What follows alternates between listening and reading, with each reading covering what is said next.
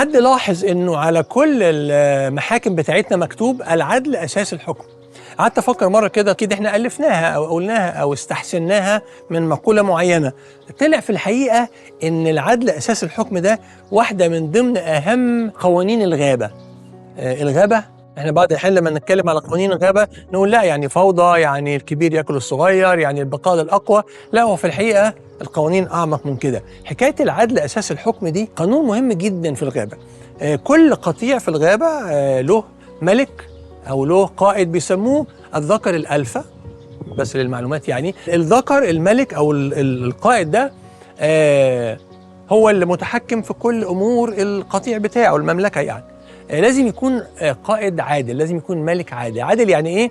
يعني بالنسبه لهم هم يوزع الاكل، يرتب الجواز، يرتب العقوبات لو في عقوبات. طبعا هم عندهم قوانين اكتر قوي من احنا متخيلين.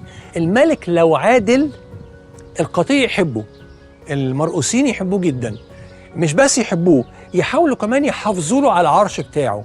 يعني مثلا بعد شويه لو كبر وما زال محتفظ بالعدل بتاعه ولسه بيعامل الناس كويس، بيعامل القطيع الحيوانات بتاعته كويس، هم يدافعوا عنه. لو كبر يفضلوا محافظين على العرش بتاعه.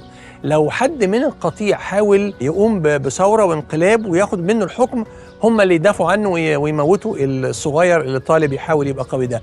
لو قطيع اخر بيحاول يهجم على القطيع بتاعه، بما انه ملك عادل، هم اللي يدافعوا ويحافظوا ويموتوا ويحاربوا بالنيابه عن الملك. الملك ما يخشش في الحرب لان هو يعني بالنسبه لهم اقيم قوي، هم اللي يحافظوا عليه.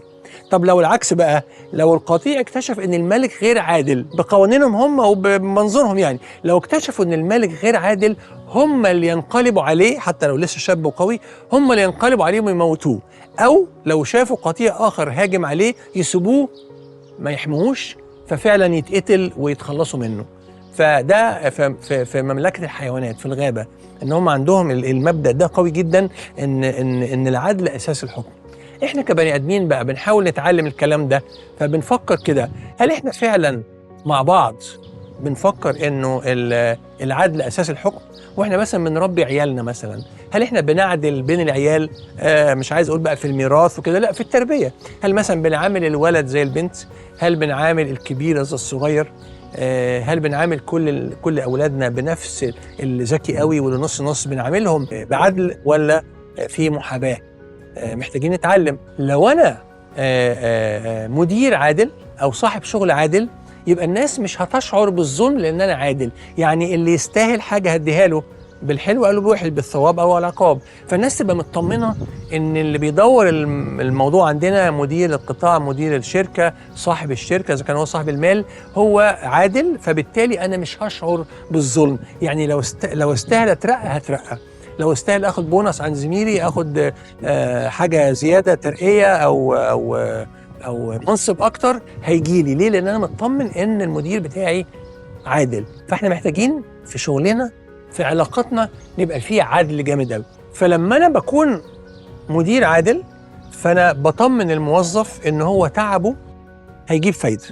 يعني مش بالمحسوبيه ان انا هرقي حد صاحبي او قريبي او في بينا مجاملات، لا، هو يبقى مطمن انه فعلا مجهوده هيجيب فايده، فيديني مجهود اكتر، فالشركه كلها تنجح، مش انا بس ولا هو بس، لا، ده الدنيا كلها تنجح مع بعض.